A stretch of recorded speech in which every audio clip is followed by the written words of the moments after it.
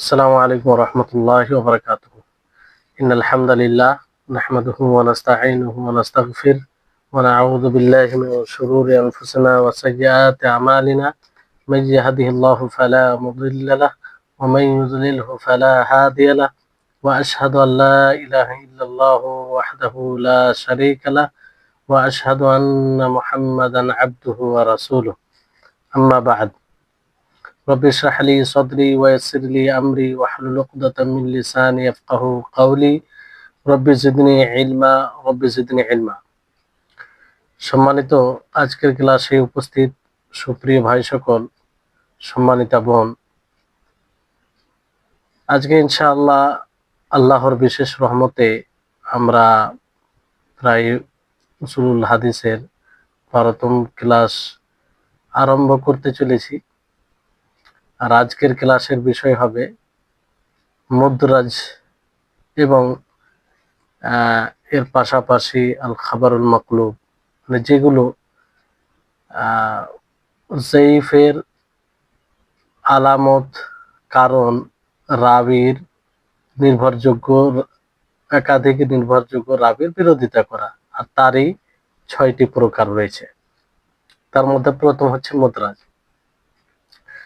আমরা সকলে নবীর উপরে দুরূদ পাঠ করব, যার মাধ্যমে আমরা আল্লাহর প্রেরিত দ্বীনকে পেয়েছি। আল্লাহুম্মা সাল্লি আলাইহি আল্লাহুম্মা বারিক আলাইহি।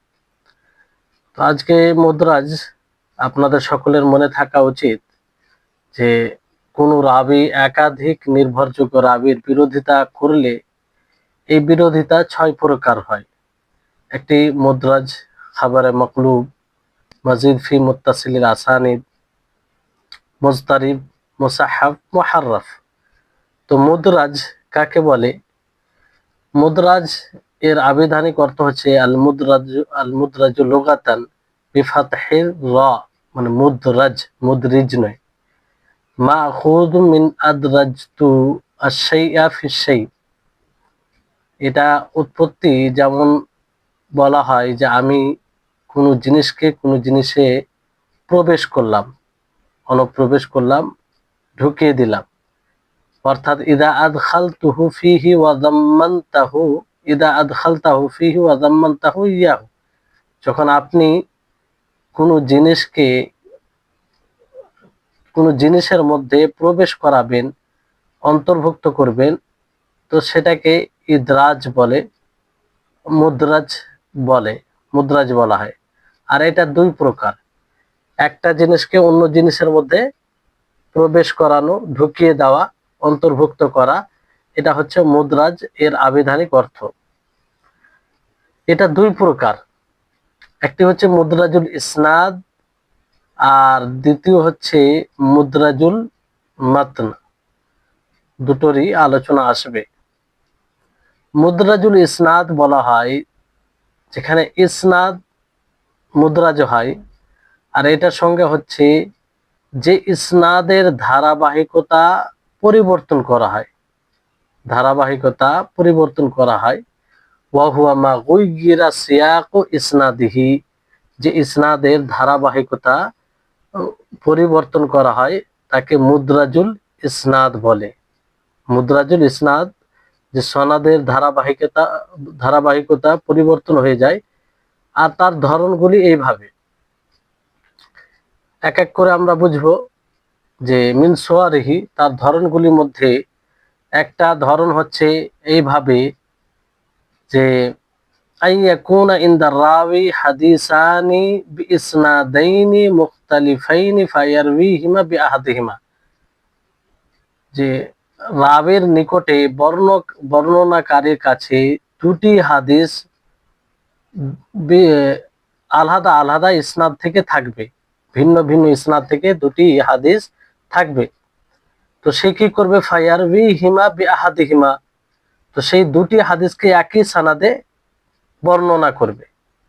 আও ইয়ারউই আহাদুহুমা বিসানাদিহিল খাস বিহি ওয়া ইয়াজিদু ফিহি মিনাল হাদিসিল আখার শাইয়ান, অথবা 2টি সানাদের মধ্যে কোন এক তার বিশেষ সানাদে বর্ণনা করবে, আর ওই সানাদেই অন্য হাদিসের শব্দকে অনুপ্রবেশ করে দিবে, মানে ঢুকিয়ে দিবে তার মধ্যে। এটা একটা ধরন, প্রত্যেকটার উদাহরণ আসবে ইনশাআল্লাহ। তাহলে এটা কি ধরন বললাম, যে রাবের নিকটে দুটি হাদিস থাকবে ভিন্ন ভিন্ন সানাদ থেকে। তো হয় ভিন্ন ভিন্ন সানাদ থেকে দুটি হাদিস, তো একই সানাদে দুটো হাদিসকে বর্ণনা করে দিবে। তো একটা সানাদেই সেই সানাদের মূল হাদিসের সাথে সাথে আরেকটি হাদিসকে ঢুকিয়ে দিবে, অথবা তার বিশেষ কোনো সানাদে বর্ণনা করবে আর অন্য হাদিসকে তার মধ্যে ঢুকিয়ে দিবে, এরকমটা করবে। এটা একটা ধরন। ومنها يكون عنده متن الإسناد إلا طرفا منه فإنه عنده بإسناد آخر। এখানে বলা হচ্ছে যে যে তার নিকটে ইসনাদের মাতন থাকবে, কিন্তু একটা অংশ ছাড়া তার কাছে ইসনাদের মাতন থাকবে। ফাইন্না ইনদাহু বিইসনাদিন আখার, আর যে একটা অংশ সেটা অন্য ইসনাদ থেকে থাকবে, মানে একটা পুরো হাদিস একটা ইসনাদ থেকে থাকবে কিন্তু কিছু অংশ অন্য ইসনাদ থেকে থাকবে। তো সে কি করবে, ফায়ারবিহি তাম্মান বিল ইসনাদিল আউয়াল, তো সে পুরোপুরি একই সানাদে দুটোকে বর্ণনা করে দিবে। মানে একটা সানাদ থেকে পুরোটাই হাদিস রয়েছে, কিন্তু একটা অংশ, দুটো শব্দ তিনটে শব্দ, একটা অংশ অন্য সানাদ থেকে থাকবে, কিন্তু রিওয়ায়াত করার সময় একই সানাদে পুরোটা বর্ণনা করে দিবে। এটা একটা ধরন ইদরাজের, মুদরাজ। আরেকটি ধরন হচ্ছে যে আইয়াসমাআল খাবারু আন শাইখি ইল্লা তারাফাম মিনহু ফায়াসমাউহু আনহু বিওয়াসিতাতি সুম্মা ইয়ারবিহি তাম্মান মাহযুফুল ওয়াসতা। এখানে বলা হচ্ছে যে খবর হাদিস শুনবে শিক্ষক থেকে একটা পুরো হাদিস শুনবে, কিন্তু কিছু অংশ তার মধ্যে, একটা অংশ, কিছু শব্দ, কিছু বাক্য সে অন্য কারো মাধ্যম দ্বারা শিক্ষক থেকে শুনবে, অন্য কারো মাধ্যম দ্বারা, সরাসরি নয়। একটা হাদিস পুরোপুরি শিক্ষক থেকে শুনেছে, কিন্তু তার মধ্যে কিছুটা অংশ ওই শিক্ষক থেকে পুরো সেটা শুনেনি, অন্য কোনো মাধ্যম দ্বারা শুনেছে। কিন্তু সে রিওয়ায়াত যখন করবে, সেই ওয়াস্তা যার মাধ্যমে সে শুনেছে সেটাকে মেহজুব করে দিবে, বিলুপ্ত করে সে রিওয়ায়াত করবে। তো এটা এক প্রকার ইদরাজ, মুদরাজের একটি ধরন। তারপর আরেকটি ধরন হচ্ছে ওয়ামিনহা আইয়াসমাআল খাবারু আন জামাআতিন মুখতালিফিন ফি ইসনাদিহি ফায়ারবিহি আনহু বিইত্তিফাকিন মিন গায়রি আইয়ুবাইয়িনা ইখতিলাফু। যে খাবার একটি ভিন্ন জামাত থেকে শুনবে ইসনাদে, ওই একই ইসনাদে, ফির সেটাকে রিওয়ায়াত করবে মানে সকলের কাছ থেকে। ইত্তেফাক মানে তাদের মধ্যে যে ইখতিলাফ রয়েছে সেটার বিবরণ দিবে না, যে দ্বিমত আছে এইরকম স্পষ্ট করবে না, একইভাবে রিওয়ায়াত করে দিবে। তো এটা একটা এর ইদরাজের একটা ধরন। যে রাবি একদল মুহাদ্দিসের কাছ থেকে হাদিসটি শুনেছেন, যারা হাদিসটির সনদের ব্যাপারে মতৈক্য করেছেন, মানে দ্বিমত আছে, সে হাদিসের সনদের ব্যাপারে দ্বিমত আছে, কিন্তু রাবি হাদিসটি তাদের মতনৈক্যের কথা উল্লেখ না করে বরং তাদের ঐক্যমত সহকারে তাদের কাছ থেকে বর্ণনা করে দিবেন। মানে তারা যে এই হাদিসটির ব্যাপারে মতনৈক্য করেছেন, ভিন্ন ভিন্ন কথা বলেছেন, এটার উল্লেখ না করেই মনে হবে যে সবাই এতে কোনো মতনৈক্য নেই, এরকম ভাবে রিওয়ায়াত করবে। তো এটাও তাহলে চারটি ধরন বলা হলো। আপনাদের কয়টি ধরন বলা হলো? চারটি ধরন বলা হলো। যে একটি ধরন হচ্ছে আপনার রাবির নিকটে ভিন্ন ভিন্ন দুইটি সনদে বর্ণিত দুইটি হাদিস থাকবে, অতঃপর দুইটি হাদিসকে একটি সনদ দিয়ে বর্ণনা করে দিবে, অথবা একটি হাদিসকে তার নিজস্ব সনদে বর্ণনা করবে, কিন্তু অন্য হাদিসটির সনদ থেকে তার মধ্যে কিছুই বৃদ্ধি করে দিবে। এটা একটা ধরন। দ্বিতীয় একটি ধরন হচ্ছে রাবির নিকটে নির্দিষ্ট সনদে একটি মতন বা হাদিস রয়েছে, রাবির নিকটে নির্দিষ্ট সনদে একটি মতন বা হাদিস রয়েছে, কিন্তু উক্ত হাদিসেরই কিছু অংশ তার নিকটে আছে ভিন্ন একটি সনদে। ভিন্ন একটি সনদে কিছু অংশ, অতঃপর পুরো হাদিসটিকে প্রথম সনদ দিয়ে বর্ণনা করে দিল। মানে একটা হাদিস পুরোপুরি একটি সনদ থেকে আছে, কিছুটা অংশ অন্য সনদ থেকে আছে, কিন্তু রিওয়ায়াত করতে গিয়ে একই সনদে পুরোটা বর্ণনা করে দিল। তৃতীয় ধরন হচ্ছে যে রাবী একটি হাদিসের কিছু অংশ ব্যতীত বাকিটুকু তার শিক্ষকের কাছ থেকে শুনেছে। মানে হালকা কিছু অংশ ছাড়া পুরোপুরি শিক্ষকের কাছ থেকে শুনেছে। বাকি যেটি অংশ, কিছু অংশ, এই অংশটুকু কারো মাধ্যম দ্বারা শুনেছে, যে শিক্ষক বলেছেন, কিন্তু সে রিওয়ায়াত করতে গিয়ে সেই মাধ্যমকে বিলুপ্ত করে বর্ণনা করবে। যারা দেখবে তারা মনে করবে যে সরাসরি সে শিক্ষকের কাছ থেকে এটাও শুনেছে, অথচ ওই অংশটা সরাসরি শিক্ষকের কাছ থেকে শুনেনি, বাকিটা শুনেছেন কিন্তু ওই অংশটা শুনেনি, অন্য কারো মাধ্যম দ্বারা শুনেছে, সেই মাধ্যমটাকে বিলুপ্ত করে দিবে। এটা একটা ইদরাজের ধরন।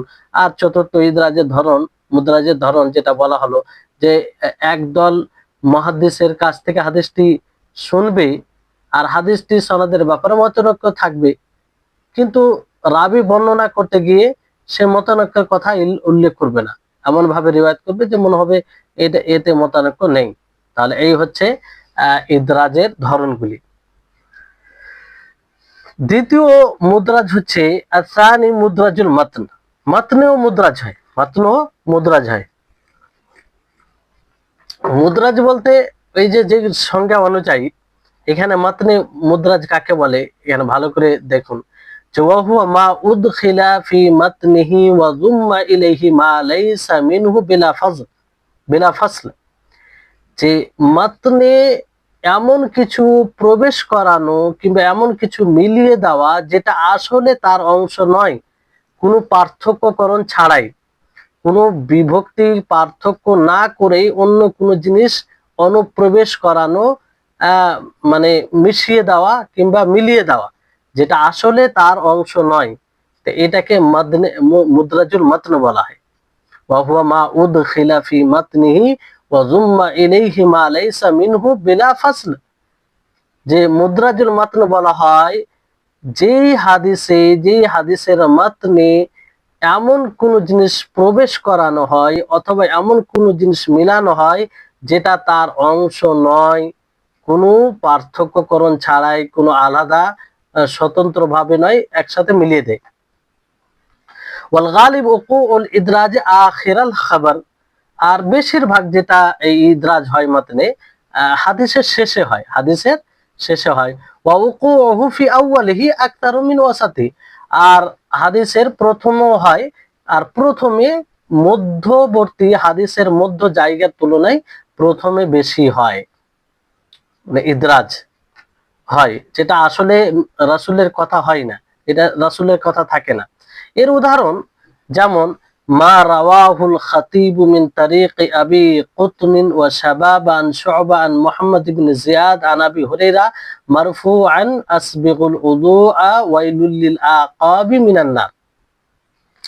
এখানে দেখুন যে খাতিব রিওয়ায়াত করেন আবু কুতন এর তরিক থেকে, আর শোবা থেকে, শোবা মোহাম্মদ বিন জিয়াদ থেকে, মোহাম্মদ বিন জিয়াদ আবু হুরায়রা থেকে, আর আবু হুরায়রা নবী সাল্লাল্লাহু আলাইহি সাল্লাম থেকে রিওয়ায়াত করেন।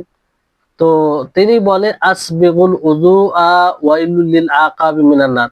তো এখানে যে আসবিগুল উযুআ, এটা মুদ্রাজ মিন কালামে আবি হুরায়রা, এটা আবু হুরায়রা রাদিয়াল্লাহু তাআলা আনহুর কথা, আসলে নবীর কথা নয়। আবু হুরায়রা রাদিয়াল্লাহু তাআলা আনহু তিনি ইদরাজ করেছেন, এটা বাড়িয়েছেন। ফাইনাল বুখারী রাওয়াল হাদিসা মিন তারিক আদম ইবনে আবি ইয়াস আন শু'বা আন মুহাম্মদ ইবনে জিয়াদ আন আবি হুরায়রা قال।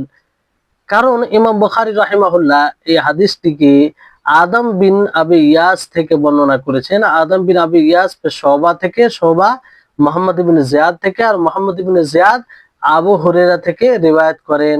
তিনি বলেন যে আসবিগুল উযুআ, পরিপূর্ণভাবে উযু করো, ফাইন্না আবাল কাসিম সাল্লাল্লাহু আলাইহি ওয়াসাল্লাম قال ওয়াইলুল লিল আকাবি মিনান নার। আসলে রাসূল সাল্লাল্লাহু আলাইহি ওয়াসাল্লাম শুধু এটা বলেছেন যে ওয়াইলুল লিল আকাবি মিনান নার, মানে এড়ির জন্য, যারা উযু করতে গিয়ে পায়ের এড়ি যেটা রয়েছে সেটাকে ধৌত করে না ভালোভাবে, সেটা জাহান্নামের অংশ, কিন্তু জাহান্নামে যাবে। তো এই শব্দটি আল্লাহ নবীর। আসবিগুল উজুয়া, তোমরা পুরোপুরি উজু করো, এটা কিন্তু নবী সাল্লাল্লাহু আলাইহি সাল্লামের কথা নয়, বরং আবু হুরায়রা বৃদ্ধি করেছেন। তো এখানে দেখেন মাতনে হাদিসের কথায় বৃদ্ধি করা হয়েছে। তো এই ব্যাপারে পালাল খাতিব বাদা যিকরিহিল হাদিস, হাদিস বর্ণনার পরে খাতিব বলেন ওয়াহুম আবু কতন ওয়া শাবাব বিন সিওয়ার ফি রিওয়ায়াতিহিমা হাদাল হাদিস আন শুআবা আলা মা সুকনাহু। তো এই যে আবু কতন শাবাব বিন সিওয়ার, তারা এই দুটি রিওয়ায়াতে, এই হাদিসের দুটি রিওয়ায়াতে শুআবা থেকে আর যেটা বর্ণনা করা হয়েছে পূর্বে। তারপরে ওয়ামিনহা হাদিসু ইবনু মাসউদ قال قال رسول الله صلى الله عليه وسلم الطيرة شرك ওয়ামা মিন্না ওয়ালাকিন্না আল্লাহ ইউযহিবুহু বিত্তাওয়াক্কুল। রাসূল সাল্লাল্লাহু আলাইহি সাল্লাম বলেন যে অশুভ লক্ষণ নেওয়া এটা শিরক, আর আমাদের মধ্যে কেউ এরকম নয় যে এটা হয় না। অশুভ লক্ষণ অনেক সময় ধারণাতে চলে আসে, কিন্তু এটা দূর কিভাবে হবে? ওয়ালাকিন্না আল্লাহ ইউযহিবুহু বিত্তাওয়াক্কুল, আল্লাহর উপরে যদি ভরসা করে তাহলে এটা দূর হয়ে যাবে। তো এই হাদিসটি হাসান। তো এই ব্যাপারে বলা হয় যে সামিয়াতু মুহাম্মদ ইবনে ইসমাঈল ইয়াকুল, আমি মুহাম্মদ ইবনে ইসমাঈল থেকে শুনেছি, তিনি বলেন যে কানা সুলাইমান ইবনে হারব ইয়াকুল ওয়া মা মিন্না ইনদি মিন কওলি আব্দুল্লাহ ইবনে মাসউদ। তিনি বলেন যে সুলাইমান ইবনে হারব, তিনি তাকে বলতে শুনেছি মুহাম্মদ ইবনে ইসমাঈল, যে ওয়া মা মিন্না ইনদি মিন কওলি, আসলে ওয়া মা মিন্না এই শব্দটি কার? আব্দুল্লাহ ইবনে মাসউদের। এটা নবী সাল্লাল্লাহু আলাইহি সাল্লামের বাক্য নয়, নবী সাল্লাল্লাহু আলাইহি সাল্লামের বাক্য নয়। তাহলে এই হচ্ছে মুদরাজ, মুদরাজুল ইসনাদ, মুদরাজুল মাতন আপনারা পড়লেন, আশা করি বুঝতে পেরেছেন। তো মুদরাজের আমভাবে সংজ্ঞা এইভাবে দিতে পারেন যে মা গুয়িরা সিয়াক ইসনাদিহি আও উদখিলা ফি মাতনিহি মা লাইসা মিনহু বিলা ফাসলিন, যে যার সনদের ধারাবাহিকতা পরিবর্তন করে দেওয়া হয় এবং এমন কিছু তার ভিতরে ঢুকিয়ে দেওয়া হয় যা আদৌ তার অন্তর্ভুক্ত নয়। তাহলে এখানে এই সংজ্ঞায় সানাদ, মুদরাজুল মাতন ও মুদরাজুল ইসনাদ দুটোই চলে আসে। যে মা গুয়িরা সিয়াক ও ইসনাদিহি, যা যে সানাদের ধারাবাহিকতা পরিবর্তন করে দেওয়া হয়, আও উদখিলা ফি মাতনিহি, অথবা সেই সনদের মাতনে প্রবেশ করানো হয় এমন জিনিস, মা লাইসা মিনহু, যেটা তার অংশ নয়, বেলা ফাসলিন, মানে বেলা ফাসলিন বলতে কোনো পার্থক্য করা ছাড়াই। তো এবার এটা দুই প্রকার বলা হলো, মুদরাজুল ইসনাদ, মুদরাজুল মুদরাজুল মাতন। মুদরাজুল ইসনাদের, মুদরাজুল মাতনের আপনারা উদাহরণ দেখলেন। এবার মুদরাজুল ইসনাদের উদাহরণ কি, যাতে বুঝতে আপনাদের জন্য সহজ হয়। মুদরাজুল ইসনাদ যেমন এখানে উদাহরণ রয়েছে হাদ্দাসানা ইসমাঈল ইবনে মুহাম্মদ আত-তালহি হাদ্দাসানা সাবিত ইবনে মুসা আবু ইয়াজিদ আন শারিক আনিল আমাশ আন আবি সুফিয়ান আন জাবির ক্বালা রাসূলুল্লাহ সাল্লাল্লাহু আলাইহি ওয়াসাল্লাম মান কাসুরাত সালাতুহু বিল-লাইলি হাসুনা ওয়াজহুহু বিন-নাহার, যে যার সালাত রাত্রে অধিক হবে তার চেহারা দিনে উজ্জ্বল হবে। তো উক্ত হাদিসটি মুদরাজ। কিভাবে মুদরাজ? সানাদে মুদরাজ হয়েছে, এখানে সানাদে ইদরাজ ঘটেছে, কারণ এতে ইমাম ইবনু মাজাহার ওস্তাদের ওস্তাদ সাবিত ইবনু মুসা আবু ইয়াজিদের পক্ষ থেকে ইদরাজ হয়েছে। কার পক্ষ থেকে ইদরাজ হয়েছে? ইমাম ইবনু মাজহার এর ওস্তাদের ওস্তাদ সাবিত ইবনু মুসা আবু ইয়াজিদের পক্ষ থেকে ইদরাজ হয়েছে। এখানে একটি ঘটনা রয়েছে, তা হলো সাবিত ইবনু মুসা তার ওস্তাদ শরীক ইবনু আব্দুল্লাহ আল কাজির কাছে গেলেন। সাবিত ইবনু মুসা তার ওস্তাদ, তার শিক্ষক শরীক ইবনু আব্দুল্লাহ আল কাজির কাছে গেলেন। তখন তিনি তার ছাত্রদের হাদিস লেখাচ্ছেন, সে সময় ছাত্রদের হাদিস লেখাচ্ছিলেন। তিনি বললেন হাদ্দাসানা আল আমাশ আন আবি সুফিয়ান আন জাবির ক্বালা রাসূলুল্লাহ সাল্লাল্লাহু আলাইহি ওয়াসাল্লাম, যে এরপর তিনি ছাত্রদের লেখার সুযোগ দেওয়ার জন্য চুপ করলেন, মানে স্বাভাবিক বলার পরে একটু চুপ থাকলেন যাতে সকলে লিখে নেই। হঠাৎ সেই সময় ওনার দৃষ্টি সাবিতের দিকে পড়ে। কার দিকে পড়ে? সাবিতের দিকে। আর সাবিত ব্যক্তিগতভাবে খুবই পরহেজগার, আল্লাহ ভীরু এবং দুনিয়া বিমুখ ব্যক্তি ছিলেন, মানে ভালো এক কথায় শরীয়ত অনুযায়ী জীবন যাপন করতেন। তার তাকওয়া ও আল্লাহ ভীরুতার প্রশংসা স্বরূপ তিনি বলেন, মান কাসুরাত সালাতুহু বিল-লাইল হাসুনা ওয়াজহুহু বিন-নার, যে যার রাত্রে সালাত বেশি হবে তার দিনে চেহারা উজ্জ্বল হবে। হ্যাঁ, রাতে যে সালাত বেশি পড়ে দিনে তার চেহারা উজ্জ্বল হয়। তো সাবিত তখন মনে করলেন, তিনি শুনে কি মনে করলেন? মনে করলেন যে এই অংশটুকু মনে হয় আগে যে সনদ বর্ণনা করা হলো সেই সনদেরই মাতান। তিনি এটাকে হাদিস মনে করিলেন। আর আসলে এটা হাদিস ছিল না।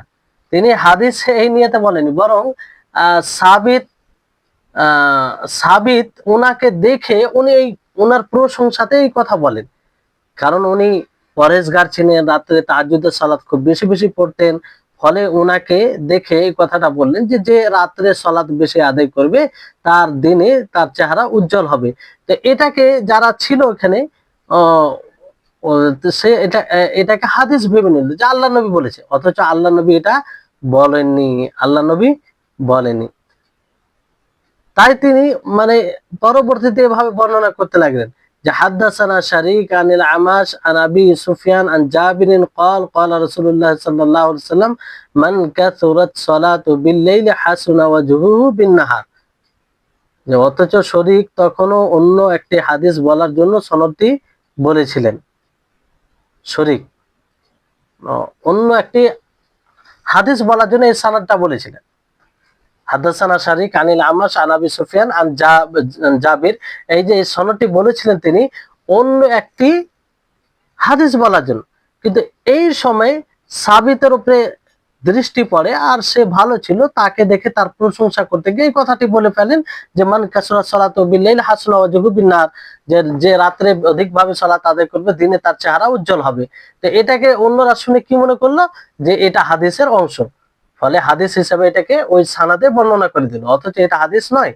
তো এই হচ্ছে মাতনে আপনার সানাদে আপনার ইদরাজ, সানাদে ইদরাজ, যে আসল এই বাক্যের এই হাদিসের সানাদি নয়, এই হাদিসের এটা সানাদি নয়, উনি অন্য কোনো হাদিস বলার জন্য এই সানাদটি বলেছিলেন, অন্য কোনো হাদিস বলার জন্য এই সানাদটি বলেছিলেন। তা আশা করি আপনারা বুঝতে পেরেছেন। তারপরে মুদ্রাজুল মাতনের তো উদাহরণ, এর ব্যাখ্যা দেওয়া হলো আপনাদেরকে দুটি উদাহরণ, যে আসবিকুল উযু ওয়া ওয়াইলুল লিল আকাবি মিনান নার। আসবিকুল উযু এটা আবু হুরায়রা রাদিয়াল্লাহু তাআলা আনহু তিনি ইদরাজ করেছেন। আর আত-তিয়ারাতু শিরকুন, আত-তিয়ারাতু শিরকুন ওয়ামা মিন্না ইল্লা ওয়ালাকিন্নাল্লাহু ইউযহিবু বিতাওয়াক্কুল। তো এখানে ইদরাজ ঘটেছে ওয়ামা মিন্না ইল্লা ওয়ালাকিন্নাল্লাহু ইউযহিবু বিতাওয়াক্কুল। এটা পুরোপুরি অংশ আব্দুল্লাহ ইবনে মাসউদের কথা, এটা রাসূল সাল্লাল্লাহু আলাইহি সাল্লামের কথা নয়। কারণ আল্লাহ নবী বলেন যে শিরক অশুভ লক্ষণ নেওয়া এটা শিরক। তো তিনি নিজে থেকে যে ব্যাখ্যা করতে গিয়ে বলেন যে আমাদের মধ্যে মানে কেউ এটা থেকে নিরাপত্তা নয়, আমাদের মধ্যে সকলে এটা চলে আসে মনের মধ্যে, কিন্তু যদি আল্লাহর উপরে পরিপূর্ণ ভরসা করে তো এটা দূর হয়ে যাবে। এটা কি হবে? দূর হয়ে যাবে। এই হচ্ছে বিষয়।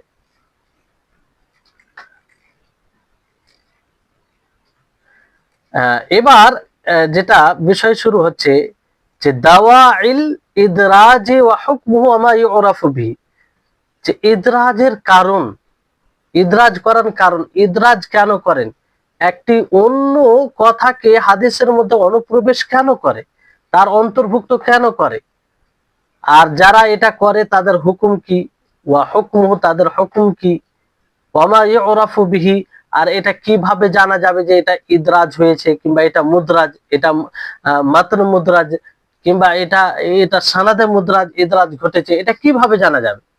তো সর্বপ্রথম আমরা জানি যে দাওয়াইল ইদরাজ কাসীরা, ইদরাজের কারণ সমূহ অনেক, অসংখ্য, যে কারণে ইদরাজ করা হয়েছে। তার মধ্যে একটি হচ্ছে তাফসীরুল আলফাজিল গারিবা, বোধগম্য যেগুলো শব্দ আছে সেটার ব্যাখ্যা করতে গিয়ে। হাদিসে আল্লাহ নবী কিছু কোন কথা বলেছেন, সে কথাই সে হাদিসে কিছু শব্দ রয়েছে যেটা বুঝতে অসুবিধা হয়, ফলে ওটার ব্যাখ্যা করতে গিয়ে ব্যাখ্যা করেছেন। তো মানুষ কি মনে করেছেন যে এটা হাদিসেরই শব্দ, এটা কি হাদিসেরই শব্দ। দ্বিতীয় কারণ হচ্ছে যে ইস্তিমবাত হুকম মিন কালামিন নবী সাল্লাল্লাহু আলাইহি ওয়াসাল্লাম, নবী করিম মুহাম্মদ সাল্লাল্লাহু আলাইহি সাল্লামের কালাম থেকে কোনো বিধান ইস্তিমবাত করতে গিয়ে ও দলিল উপস্থাপন করতে গিয়ে এটা হয়ে থাকে, দলিল উপস্থাপন করতে গিয়ে এটা হতে গিয়ে হয়ে থাকে। যেমন আল্লাহ নবী এই কথা বলেছেন, তো এই থেকে এটা বোঝা যায়, কিংবা এটা করতে হবে, তো এটা অনেকে করেছেন, তো পরবর্তীতে কিংবা যে রিওয়ায়াত করেছে এমন ভাবে রিওয়ায়াত করেছে যে মনে হবে যে এটা হাদিসের অংশ, কিংবা সে যে ব্যাখ্যা করেছেন সে এমন ভাবে বলেছে যে মনে হবে হাদিসের অংশ।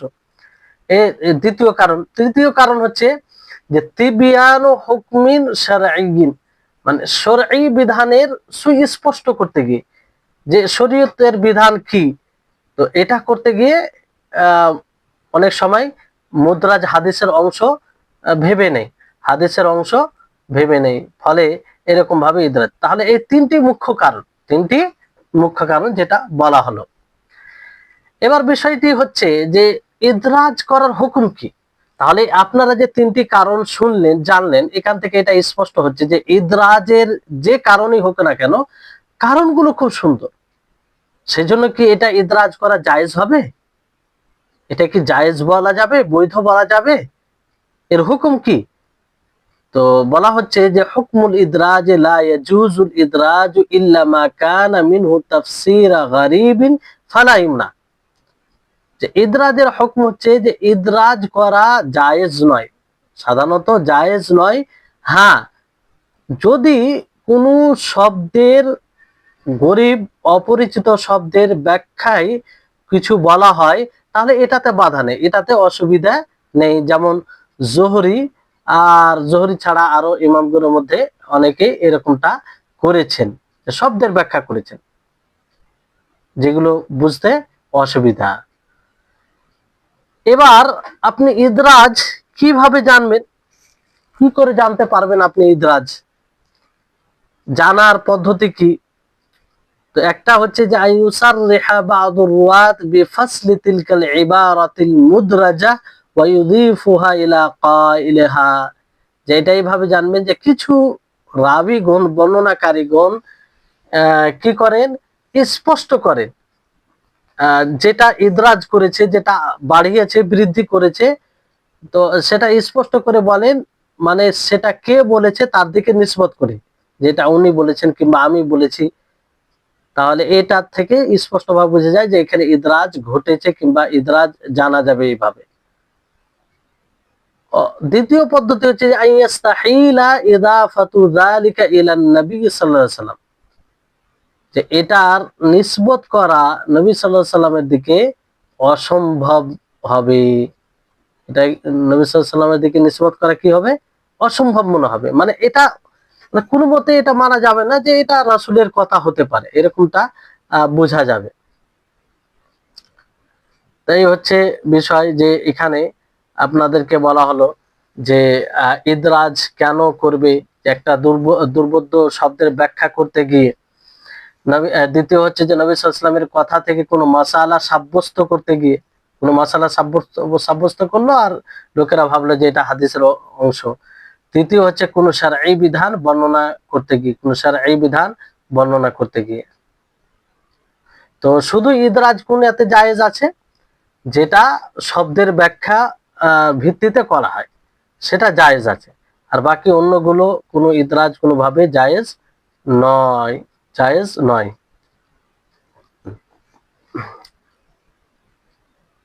ইদরাজ কি কি পদ্ধতিতে জানা হয় সেটাও আপনারা জানতে পারলেন, যে কোনো রাবী উক্ত প্রবিষ্ট অংশটুকুকে স্পষ্টভাবে পৃথক আকারে বর্ণনা করে দিবেন এবং সেই অংশটুকু কথকের দিকে সম্বন্ধ করে দিবেন, মানে স্পষ্টভাবে এটা বলে দিবেন যে অমুক বলেছেন, এটা হাদিসের অংশ নয়, এটা থেকে স্পষ্ট হবে।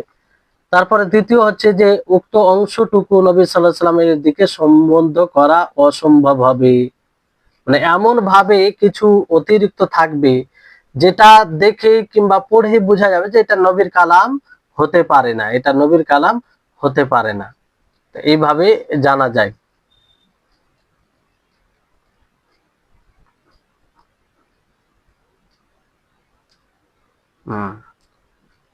তো এখানে আপনাদের এই বইয়ের ব্যাখ্যায় আরো ইদরাজের চেনার উপায়ে কয়েকটা বিষয় বৃদ্ধি করা হয়েছে।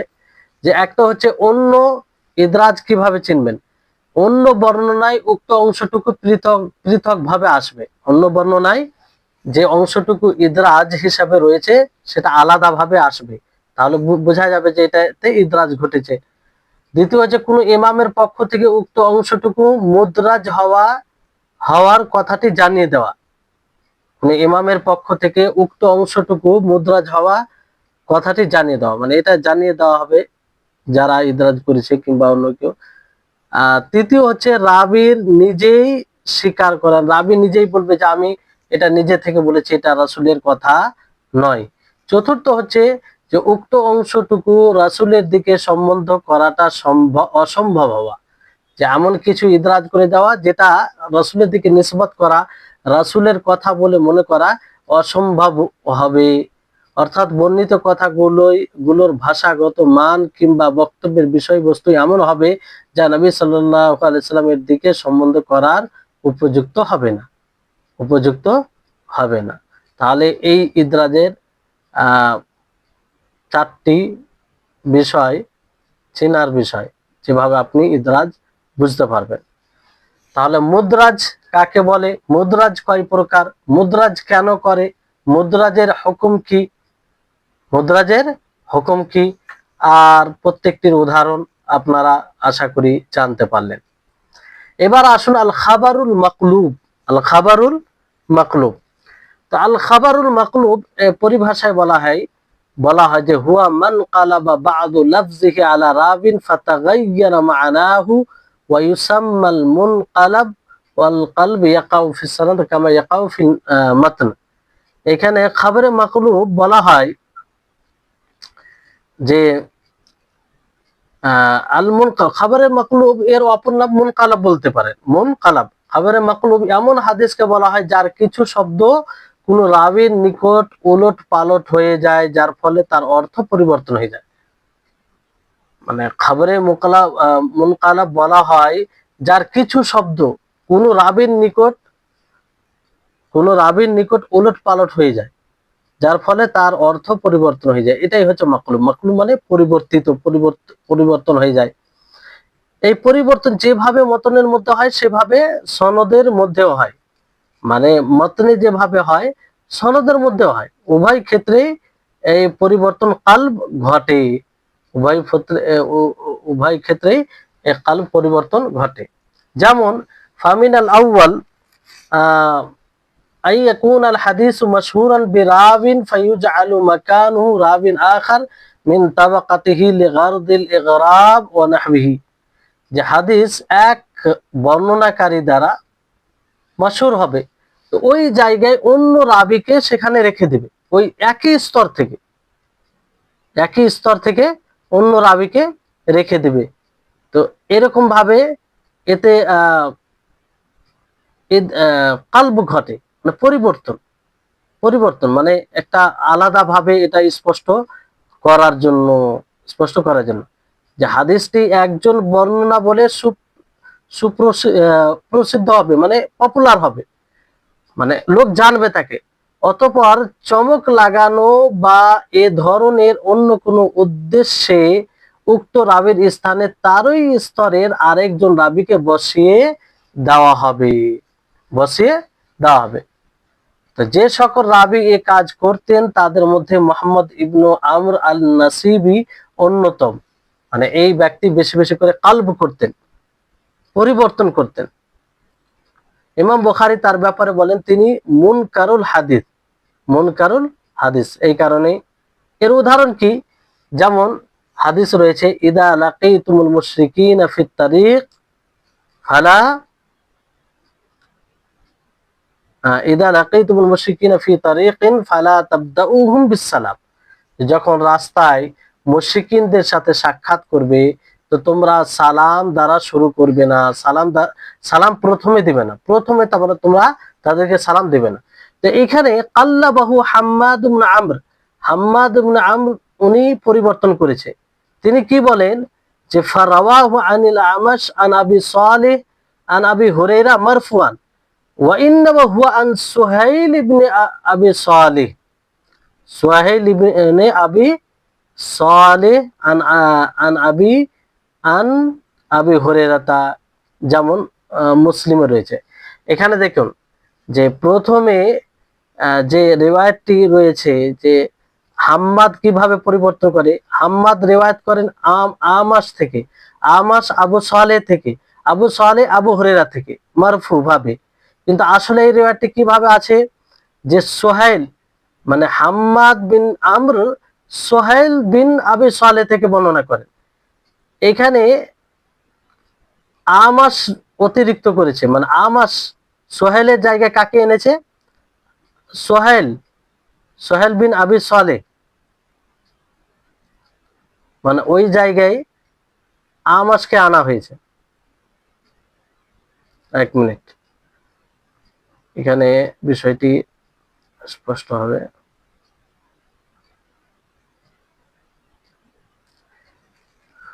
ভালো করে দেখেন, এখানে উক্ত হাদিসের মধ্যে মুহাম্মদ ইবনে আমর পরিবর্তন করেছেন, মুহাম্মদ ইবনে আমর পরিবর্তন করেছেন। অতঃপর হাদিসটি বর্ণনা করেছেন আমাশ থেকে, তিনি আবু সালেহ থেকে, তিনি আবু হুরায়রা থেকে মারফু সূত্রে। অথচ হাদিসটি সুহাইল ইবনে আবি সালেহ থেকে, তিনি তার পিতা থেকে, তিনি আবু হুরায়রা থেকে বর্ণিত, যেমনটি মুসলিমের মধ্যে এসেছে।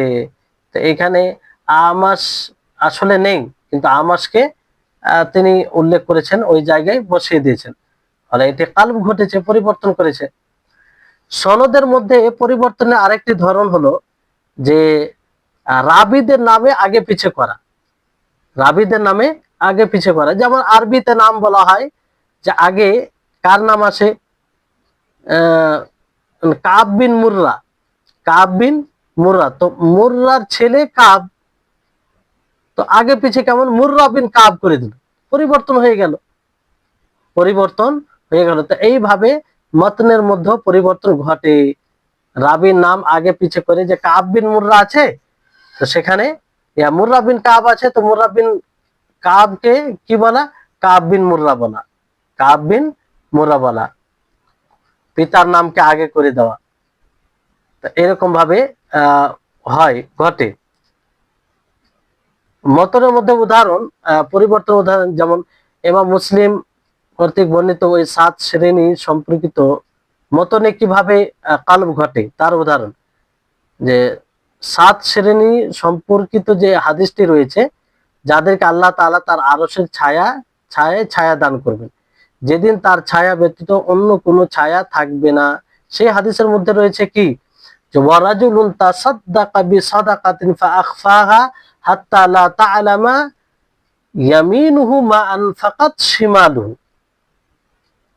যে এমন ব্যক্তি যে সাদকা করবে ছুপিত ভাবে, গোপনে, যে তার ডান হাত জানবে না যা তার বাম হাত খরচ করেছে।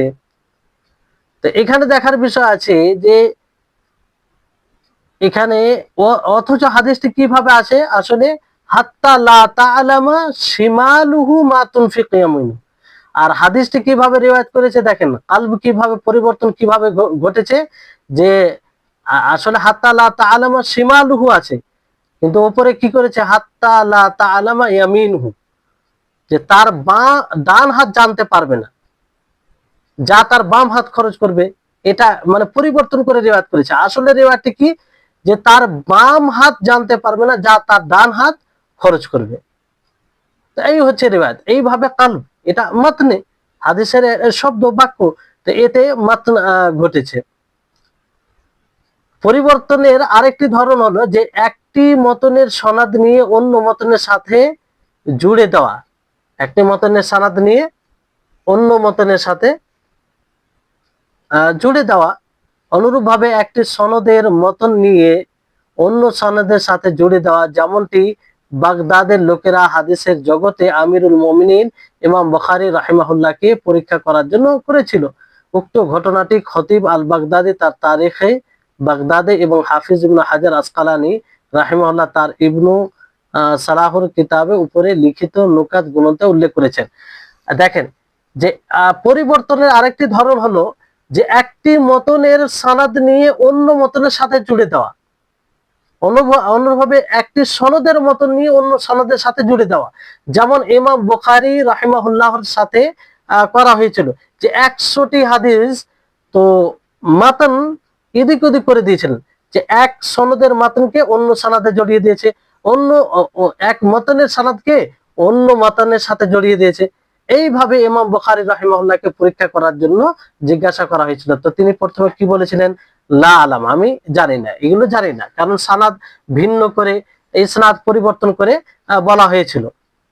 তো ইমাম বুখারী শেষে কি বলেছিলেন যে আপনি যে এইভাবে এই হাদিসটি রিওয়ায়াত করেছেন, এই মাতনের অমুক সনদ আর অমুক সনদের এই মাতনটি পুরো 100টি তিনি সঠিকভাবে তার ব্যাখ্যা দেন।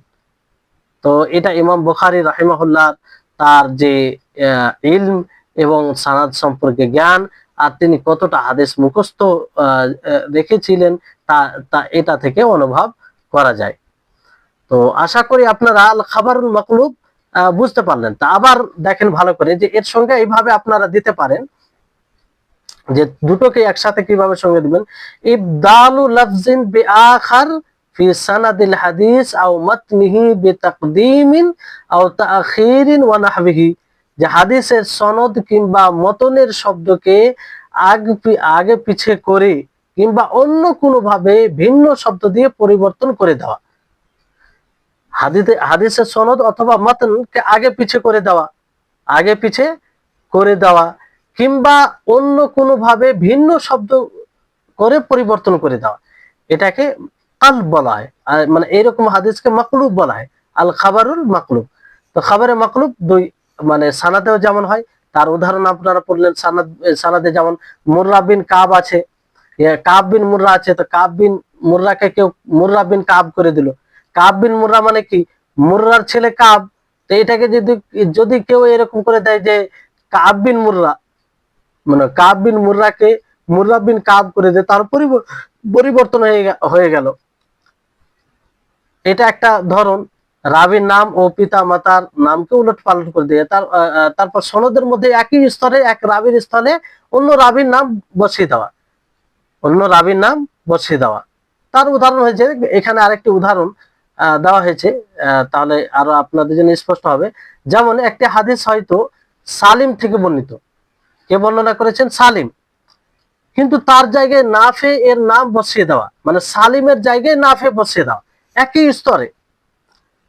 এর উদাহরণ যে সহিহ মুসলিমে রয়েছে, হাদাসানা মুহাম্মদ ইবনে আমর আল হাররানি قال حدثنا أبي قال أخبرنا حماد بن عمرو النصيبي عن الأعمش عن أبي صالح عن أبي هريرة قال قال رسول الله صلى الله عليه وسلم إذا لقيتم المشركين في الطريق فلا تبدأوهم بالسلام واضطروهم إلى ওয়াজতারুহুম। তো এখানে ওই হাদিসে পূর্বে যেটা বলা হলো, তো এখানে দেখেন আরো বুঝতে সুবিধা হবে আপনাদের, যে এখানে হাদিসটি বর্ণনা করতে গিয়ে মোহাম্মদ ইবনে আমর কি বলেছেন? আনিল আমাশ আন আবি সালেহ আন আবি হুরায়রা, মানে আমাশ থেকে বর্ণনা করছেন, আমাশ ফের আবু সালেহ থেকে, আবু সালেহ ফের আবু হুরায়রা থেকে বর্ণনা করছেন। অথচ হাদিসটি মুসলিমে এইভাবে এসেছে, কিভাবে?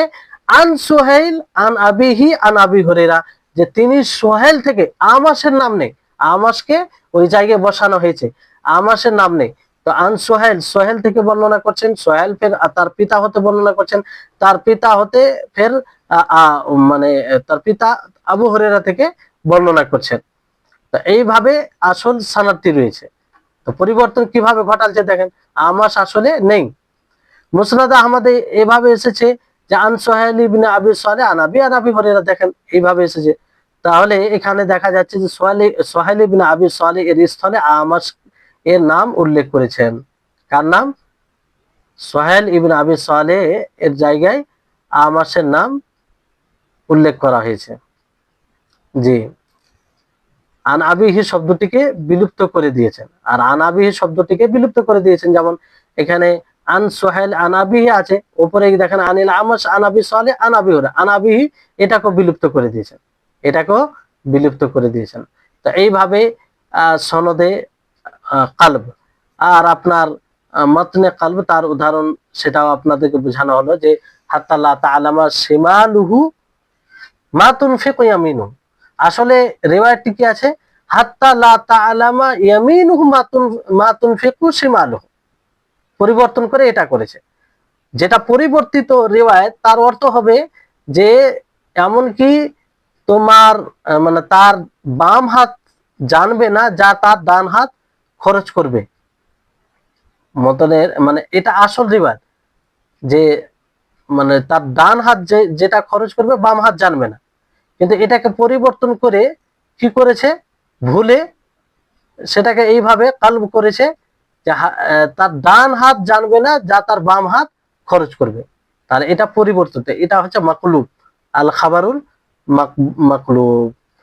আর আরেকটি যেটা ধরন মতনের মধ্যে, যে এক সনদের মাতনকে অন্য সনদে জড়িয়ে দেওয়া, কিংবা এক মাতনের সনদকে অন্য মাতনের সনদে অন্য মাতনের সাথে জড়িয়ে দেওয়া, এইভাবে যেমন তা ইমাম বুখারীর সাথে ঘটেছে। তাহলে এই হচ্ছে আল খাবারুল মাকলুব, আল খাবারুল মাকলুব। তারপরে যেটি বিষয় আসছে যে আল মাজিদ ফি মুত্তাসিলিল আসানিদ, আল মাজিদ ফি মুত্তাসিলিল আসানিদ, যে মুত্তাসিল সনদের মধ্যে বর্ধিত অংশ। মুত্তাসিল সনদে মানে একটা অবিচ্ছিন্ন সনদ রয়েছে, তার মধ্যে কিছু অতিরিক্ত করা, অতিরঞ্জন করা। এটা আসলে কি বিষয় জানতে হবে, যে আল মাজিদ ফি মুত্তাসিলিল আসানিদ নাম থেকে বুঝতে হবে যে অবিচ্ছিন্ন সানাদে বৃদ্ধি করা, বৃদ্ধি করা। ওয়া মা কানাতিল মুখালাফাতু ফি, যেখানে মুখালাফা হবে মানে অন্যের বিরুদ্ধে বিরোধিতা হবে, বিজিয়াদাতে রাবিন ফি সানাদিন যাহিরাহুল ইত্তিসাল, যে সানাদে এমন রাবির বৃদ্ধি করে যার প্রকাশ্য মানে বাহ্যিকটা ইত্তেসাল হবে, মনে হবে ইত্তেসাল। তো এটার হুকুম কি? এখানে হুকুম হচ্ছে যে এটার হুকুম সম্পর্কে, এই ধরনের সনদের হুকুম যে বৃদ্ধি থেকে মুক্ত সনদটি গ্রহণ করা। না, আসলে হচ্ছে যে বৃদ্ধি থেকে মুক্ত সনদ, মানে যেখানে বৃদ্ধি করা হয় না সেটাকে গ্রহণ করতে হবে। যদি যিনি তাতে বৃদ্ধি করেছেন তার চেয়ে যিনি বৃদ্ধি করেনি তিনি বেশি নির্ভরযোগ্য হন। এটা এখানে একটা শর্ত আছে যে যে বৃদ্ধি করেনি সে বেশি তাকে বেশি নির্ভরযোগ্য হতে হবে যে বৃদ্ধি করেছেন তার তুলনায়। আর দ্বিতীয় হচ্ছে যে বৃদ্ধির স্থানে শ্রবণের শব্দ স্পষ্টভাবে উল্লেখ করেন, অন্যথায় উক্ত বৃদ্ধিটাই প্রাধান্য পাবে। যদি এই দুটি শর্তের মধ্যে বিলুপ্ত হয়, যে এক যদি যে বৃদ্ধি করেনি সে গ্রহণযোগ্য বেশি না হয়, অথবা সেখানে শ্রবণ শব্দ স্পষ্টভাবে উল্লেখ না থাকে, তাহলে বৃদ্ধি যেটা করা হয়েছে সেটাই প্রাধান্য পাবে। আর যদি এই দুটি শর্ত থাকে তাহলে যেটাতে বৃদ্ধি নেই সেটা গ্রহণযোগ্যতা পাবে। যেমন এর উদাহরণ থেকে বুঝতে পারবেন যে ইমাম মুসলিম, ইমাম তিরমিজি